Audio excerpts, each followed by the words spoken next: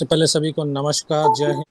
आज 22 साल हो गए हैं भारतीय सेना के वो शौर्य पराक्रम जिसमें कारगिल युद्ध के वीर योद्धाओं ने अपने अदम्य साहस और वीरता के साथ हिंदुस्तान ही नहीं बल्कि पूरी सेना का नाम को रोशन किया है। मैं उन तमाम शहीदों को जिन्होंने मां भारती के लिए और अपनी सेना के नाम और निशान को ऊंचा रखने के लिए अपने प्राणों का बलिदान दिया है, उनको शत शत नमन करता हूं, वंदन करता हूं और अभिनंदन करता हूं। और उन परिवार वालों को भी नमन करता हूं जिन्होंने अपने बेटे को, उन वीर नारियों को नमन करता हूं जिन्होंने अपने पति को, उन वीर बहनों को भी नमन करता हूं जिन्होंने अपने भाई को, और उन भाइयों को भी जिन्होंने अपने साथी, अपने एक बाजू को, अपने भाई को इस देश के लिए समर्पित किया है। उन बच्चों को भी नमन है जिन्होंने अपने पिता को इस देश के लिए दिया है। बहुत 22 साल बहुत लंबा समय होता है, और अगर आज मैं अपने नजरिए से देखता हूं तो मुझे लगता है कि शायद ये कल की ही तो बात है। 22 साल ऐसे चले गए, पता ही नहीं चला। आज आज भी वो वादियां वही हैं, पहाड़ियां वही हैं, और वहां नहीं है तो हमारे साथी नहीं है, उनकी यादें वही हैं। वो कारगिल, द्रास, बटालिक की वो पहाड़ियां आज वो पहाड़ियां नहीं रही हैं, बल्कि एक पावन धाम बन गई, जहां पर हमारे वीरों ने अपने पावन रक्त की बूंदों को डाल करके उस पहाड़ियों को पवित्र कर दिया है, एक मंदिर बना दिया है, एक आदर्श बना दिया है हिंदुस्तान के उन लोगों के लिए जो देश और देश की सेवा में सेवारत हैं, और जो देश के लिए कुछ करना चाहते हैं। हम ऐसी मिट्टी में पैदा हुए हैं कि जिस मिट्टी के अंदर भगत सिंह, सुखदेव, राजगुरु, नेताजी सुभाष चंद्र बोस जैसे अनेक शूरवीर क्रांतिकारी योद्धा हुए हैं। हिंदुस्तान की मिट्टी एक बहुत पावन मिट्टी है। ये शौर्य का, वीरता का, पराक्रम का, ज्ञान का, विज्ञान का की खुशबू देने वाली मिट्टी रही है। इसमें कवि भी हुए हैं, विज्ञान भी हुए, ऋषि और मुनियों ने जिन्होंने तप करके इस मिट्टी को एक चंदन बनाया है, एक पावन मंदिर बनाया है। उन सबको जो है हमें अपने आप में गर्व होना चाहिए कि हम उन्हीं की तो संतान हैं। हम ऐसे किसानों की संतान हैं जो दिन भर अपने खेतों में अपने पसीने को खून की तरह बहाते हैं, पानी की तरह बहाते हैं, और फिर देश और दुनिया के लोगों को पेट भरने के लिए अन्न को उगाता है। मैं भी एक किसान का बेटा हूं,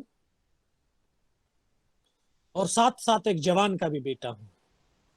पिता ने 65 और 71 के युद्धों की लड़ाइयों में हिस्सा लेकर के एक हमारे लिए, हम जैसे यूथ के लिए एक प्रेरणा का, एक मोटिवेशनल, एक इंस्पिरेशनल, उन्होंने जो हमें बातें बताई, उन्होंने जो कहानियां हमारे लिए छोड़ी, वो हमारे लिए बहुत बड़ी अहमियत रखती हैं, और देश के हर एक नागरिक को, हर एक युवा के लिए बहुत बड़ी अहमियत रखती हैं।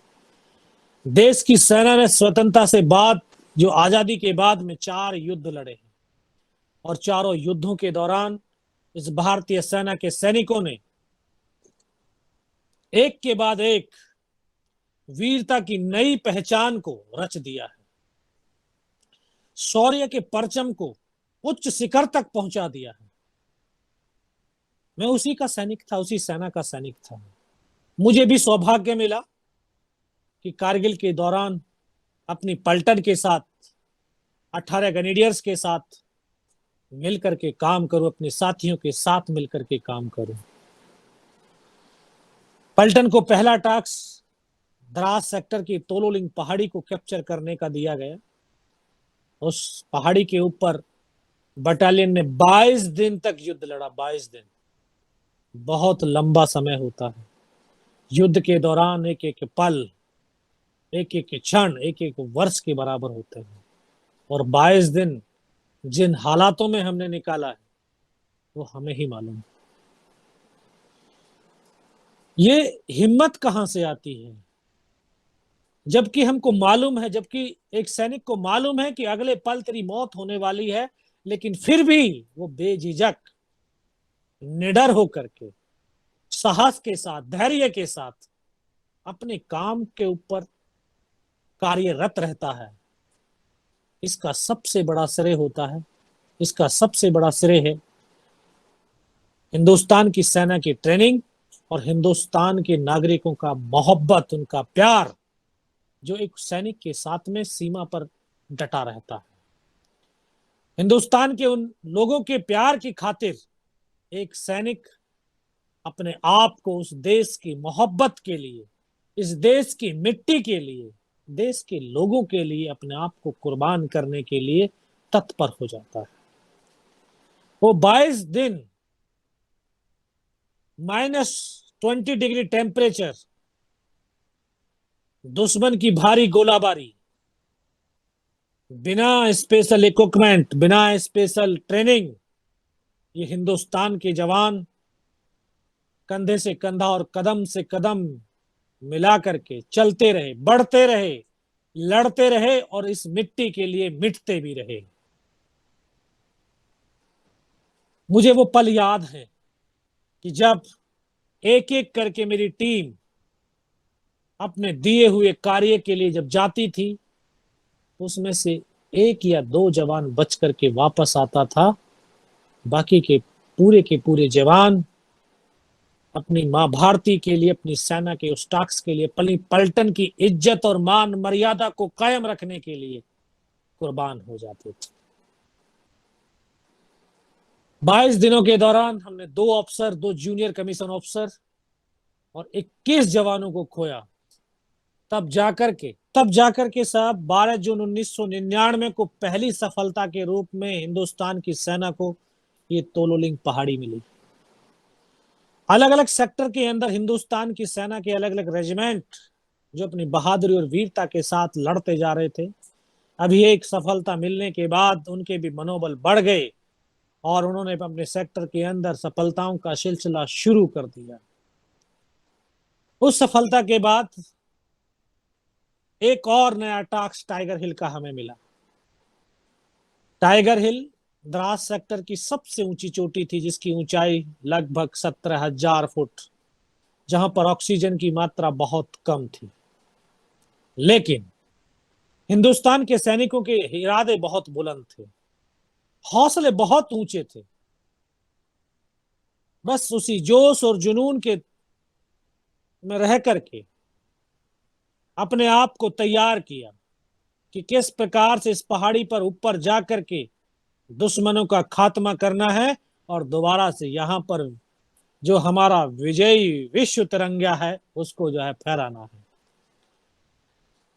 1-2 दिन का रिहर्सल का समय मिला, एक टीम का पूरा गठन किया गया। तो हमारा जो टीम कमांडर लेफ्टिनेंट बलवान सिंह, यानी Ghatak platoon as a commando team, उसका वो नेतृत्व कर रहे थे। उन्होंने बड़ी कौशलता से, शालीनता से, स्किल के आधार के ऊपर जवानों को टास्क डिटेल किए और उन टास्कों के बाद फिर हमने एक निर्धारित समय पर टाइगर हिल पर चढ़ना शुरू किया। टाइगर हिल पर बैठा हुआ दुश्मन दूर से दूर हमें आसानी से बर्बाद कर सकता था, इसलिए रात के अंधेरे का हमने फायदा उठाया ताकि दुश्मन हमारी मूवमेंट को, हमारी हरकत को देख ना सके और हम सरप्राइज करके उनके पास नजदीक से नजदीक पहुंच जाएं और उनका खात्मा कर सकें। 2 रात और 1 दिन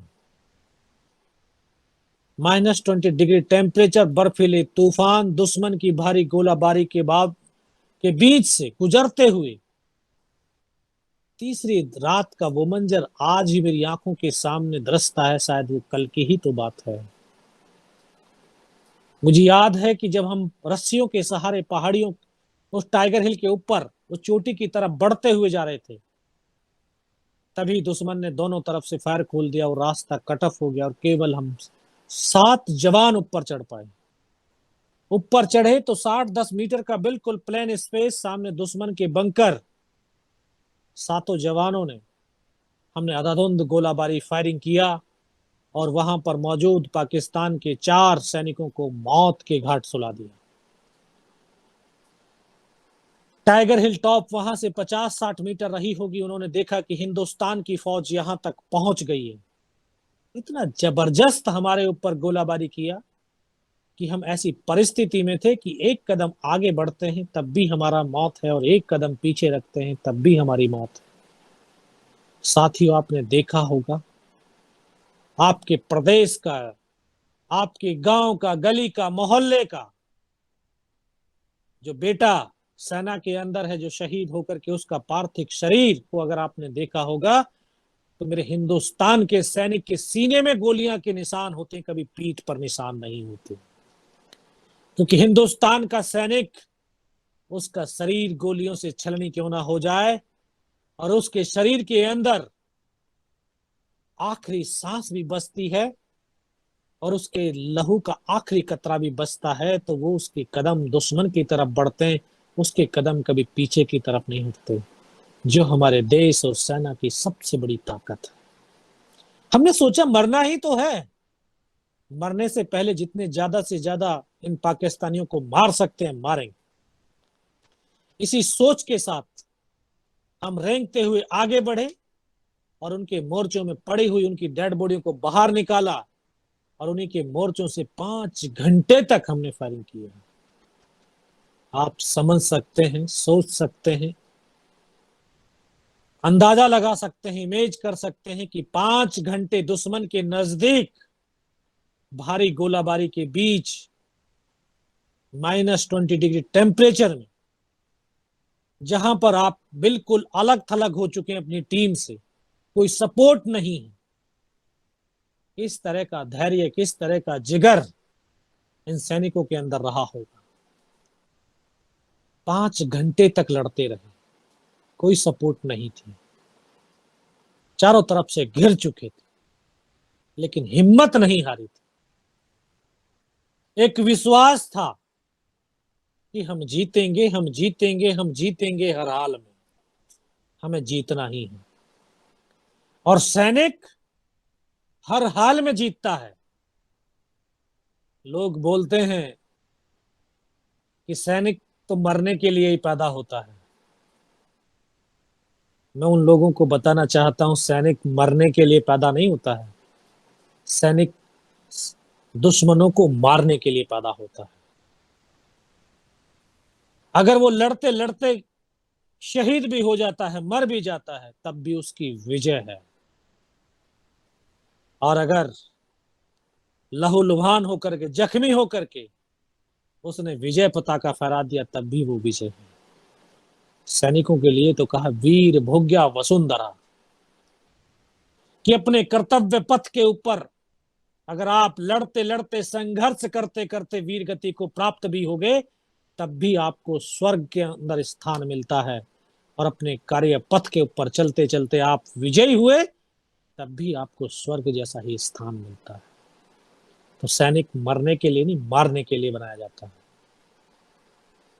हम लड़ते रहे अगले पल, आखिरी पलों तक, और मैंने वो लम्हे, वो मंजर, वो पल देखे हैं कि मेरा एक एक सैनिक अपने कर्तव्य पथ के ऊपर उस जद्दोजहद के संघर्ष में अपने लहू का वो आखिरी बूंद भी अपनी मां भारती के लिए समर्पित करता रहा और अपने आप को अपनी मां की गोद में सुलाता रहा।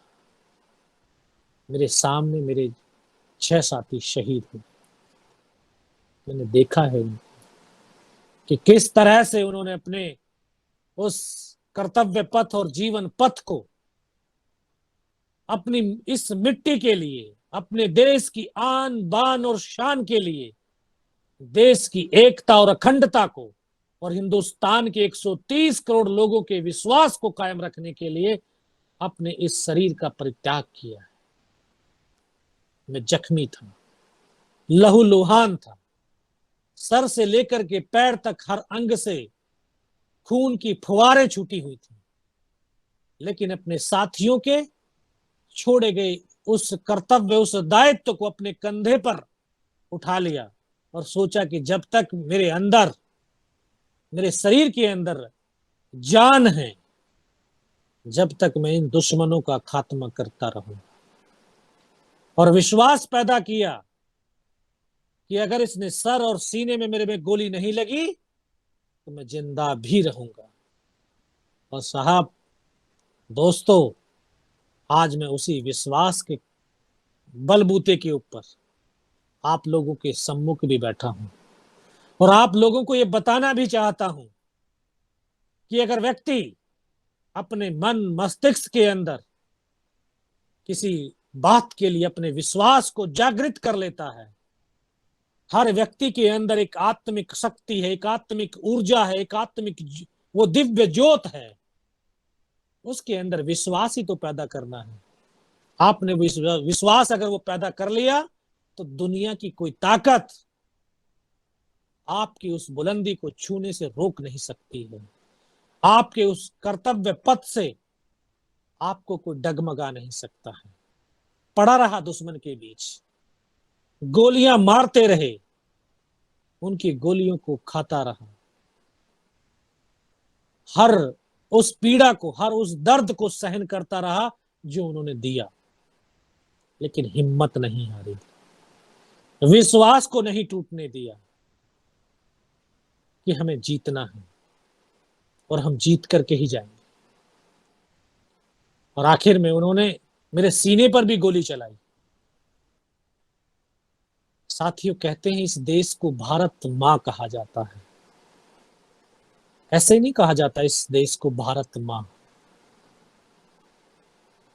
क्योंकि ये मिट्टी, ये देश भारत मां यानी मां की तरह कर्तव्य और दायित्व का पालन भी करती है।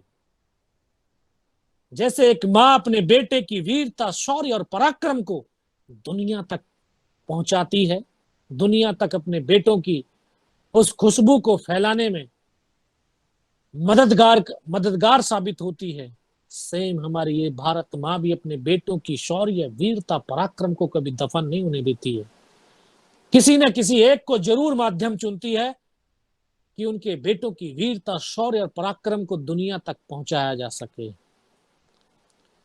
और ये भी सत्य है कि इंसान अगर अपने आप को सशक्त बना लेता है, समृद्ध बना लेता है, तो अगर अपने आप में उठने की मादा रखता है तो ईश्वर भी उसका साथ देता है। और जाको राखे साइया मार सके ना कोई, कि जब तक मौत नहीं आई उसको कोई मार नहीं सकता है। आपके शरीर के अंदर जितनी ये सांसें परमात्मा ने दी हैं, उन सांसों को कोई दुनिया की कोई ताकत छीन ही नहीं सकती है। तो जब उसने गोली चलाई तो यहां पर पर्स रखा था, पर्स में 5-5 रुपए के सिक्के भी थे, और गोली जाकर के सिक्कों पे टकराई, रिकॉचिट हो गई। उस गोली के धक्के से मुझे खुद आभास हुआ कि यार मैं मर गया हूं। अगले ही पल जब पाकिस्तान का एक सैनिक आकर के मेरी AK-47 उठाता है तो उसका पैर मेरे पैर से टकराता है, तो मुझे आभास होता है यार मैं तो जिंदा हूं। तब एक अंतर मन से आवाज आती है, एक आभास होता है कि योगेंद्र अभी तक नहीं मरा तो अब मरेगा भी नहीं। मेरे पास एक हैंड ग्रेनेड था, मैंने अपने ग्रेनेड निकाला और उसके ऊपर इस तरह से फेंक दिया। जो कोट के अंदर हुड लगे हुए थे, वो ग्रेनेड उसके हुड के अंदर जा गिरा, और जब तक वो ग्रेनेड को हुड से निकाल पाता, ग्रेनेड फट गया। उसके यहां से पूरा सर उड़ा और वो हमारे ऊपर आकर के गिर गया। बाकी पाकिस्तान के जो सैनिक थे उनमें खलबली मची कि इनमें से कोई जिंदा है। कुछ बोले जिंदा नहीं, नीचे से रिइंफोर्समेंट आ गई है।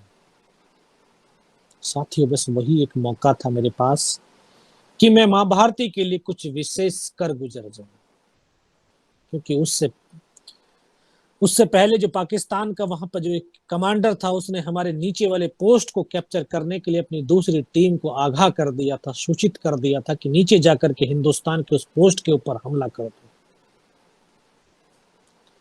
तो अब उनको मारना भी था, खदेड़ना भी था, उस चोटी को खाली भी कराना था। वहां मां भारती का उस विजय तरंगा को फहराना भी था। न जाने कहां से इतनी हिम्मत बनती चली गई। उसके हथियार को उठाने की कोशिश करी, लेकिन ये हाथ हिला ही नहीं, सिर्फ कंधा कंधा हिला। यहां से ये पूरी बाजू की पूरी हड्डी निकल के बाहर थी। एक हाथ से राइफल को उठाया, वहां से फायरिंग किया, 3-4 पाकिस्तानियों को मौत की नींद सुला दिया। फिर इसी हाथ से पलटा खाया, दूसरे पत्थर से, तीसरे पत्थर से। 3-4 जगह से जब फायरिंग किया तो उनको लगा, उनको आभास हुआ कि नीचे से रीइंफोर्समेंट आ गई है, और वहां से वो भाग खड़े हुए। पाकिस्तान की सेना के अंदर बस इतना ही हौसला है, इतने ही उसके अंदर साहस, कि उनके टीम के अगर 10 में से 3 बंदे मर गए तो 7 भाग जाते हैं। लेकिन हिंदुस्तान के 10 में से अगर 9 भी सैनिक अपने कर्तव्य पथ पर शहीद हो गए, अगर एक भी बचता है तो वो भी आखिरी गोली और आखिरी सांस तक उस मां भारती, उस मिट्टी को नहीं छोड़ता। ये फर्क है दुनिया की सेना में और हिंदुस्तान की सेना में। उनको लगा भाग लिए वहां से।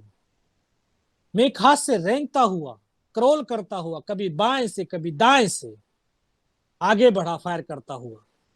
उनको यकीन दिला दिया कि यहां पर अकेला कोई नहीं है, नीचे से रिइंफोर्समेंट आ गई है।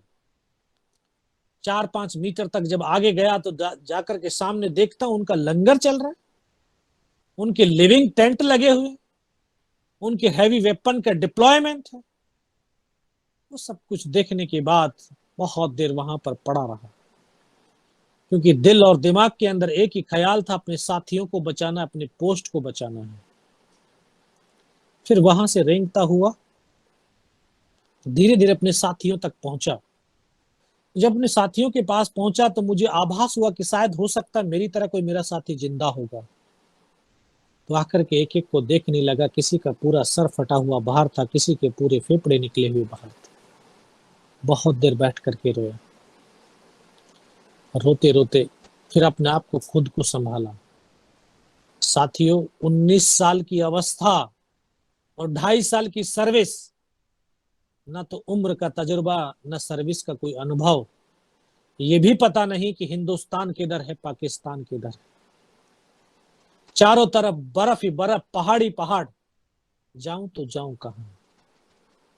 और ये सत्य है, अगर निस्वार्थ भाव और सच्ची श्रद्धा के साथ उस परम पिता परमेश्वर को याद करते हैं, जिसको हम अनेक नामों से जानते हैं, वो शक्ति जरूर साथ देती है। चुपचाप पड़ा रहा बहुत देर तक। असहनीय इस हाथ के अंदर पीड़ा होने लगी। इस हाथ को बांधने की कोशिश किया, लेकिन बंध नहीं पा रहा था। आभास हुआ कि शायद ये कट गया है, तो मन में आया कट गया तो इसको तोड़ करके फेंक देता हूं। इसको पकड़ करके तोड़ने की कोशिश करी, लेकिन टूटा भी नहीं। इसको उठाया, कमर पे पीछे बेल्ट में घेरा, और फिर सोचता रहा जाऊं तो कहां जाऊं। तभी एक आवाज सुनाई दी, जिसने बोला, बेटा इस नाले से नीचे की तरफ चला जा। मैं बिना कुछ सोचे समझे उस दिव्य आवाज के ऊपर वहां से क्रोलिंग करता हुआ, रोल करता हुआ नीचे की तरफ चला गया। जब नीचे, बहुत नीचे, गहरा एकदम से बहुत नीचे पहुंचा था, ऐसे गड्ढा आ गया था। एक हाथ से पत्थर पकड़ करके लटका हुआ था। तो तभी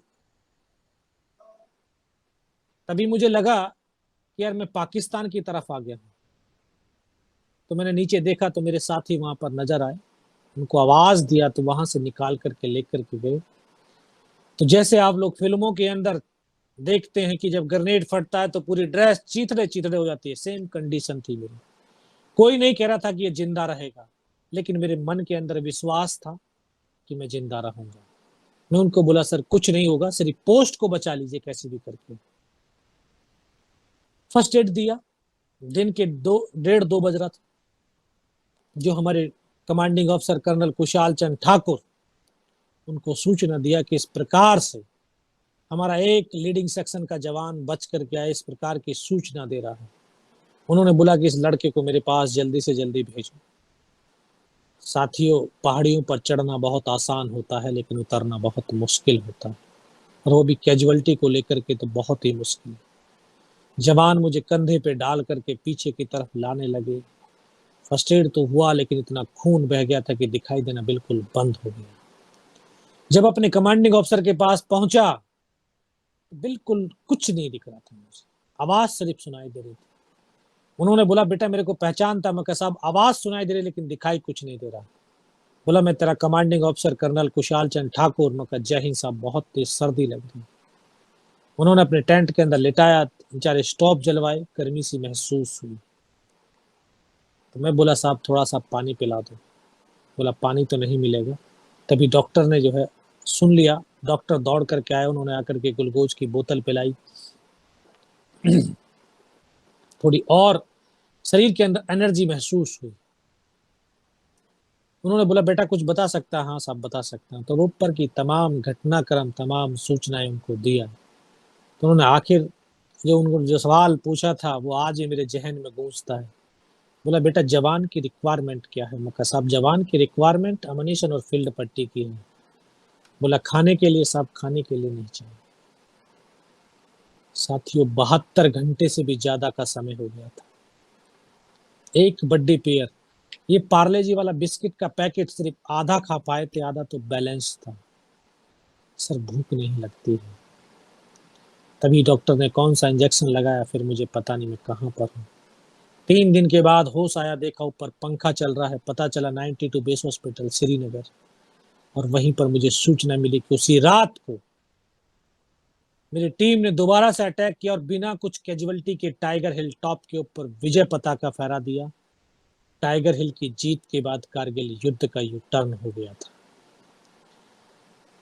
मैं बड़ा खुश नसीब हूं कि मैं उस 18 ग्रेनेडियर्स का सैनिक हूं जिसने कारगिल की बिगिनिंग और एंडिंग दोनों किया। शुरुआत तोलोलिंग से हुई और कारगिल का युद्ध का यू टर्न टाइगर हिल की जीत के बाद हुआ। उसके बाद मुझे भी बेस हॉस्पिटल दिल्ली रेफर कर दिया और 16 महीने के ट्रीटमेंट के बाद मैं वापस आज भारतीय सेना में सेवारत हूं और आप लोगों के बीच हूं। ये मेरे लिए बड़ी सौभाग्य की बात है, बहुत गर्व की बात है। मैं सिर्फ आपसे ये कहना चाहता हूं कि व्यक्ति की जो अवचेतन शक्ति है वो बहुत स्ट्रांग है, वही इंसान की वास्तविक शक्ति है। आपके अवचेतन मस्तिष्क के अंदर जो विचार हैं, उन विचारों को एक सकारात्मक ऊर्जा के अंदर परिवर्तित करके अपने कार्यों को, अपने लक्ष्य को भेदने की सामर्थ्य और शक्ति का निर्माण करें। अगर आपके अंदर वो पॉजिटिव शक्ति, वो ऊर्जा होगी तो ये राष्ट्र सशक्त बनेगा, समृद्ध बनेगा और सुपर पावर भी बनेगा।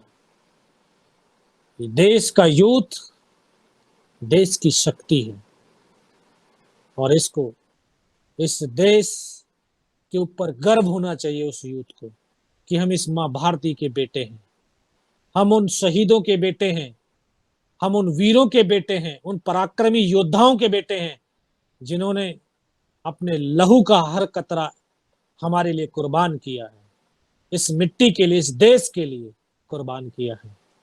और आखिर में यही कहूंगा कि ये सांसों के तराने हिंद का नवगान गाएगा, हमारा शौर्य ध्वज लेकर वो चंद्रयान गाएगा। हमारे प्राण माता भारती के पग समर्पित हैं, हमारे लहू का हर कतरा हिंदुस्तान गाएगा, हिंदुस्तान गाएगा। जय हिंद।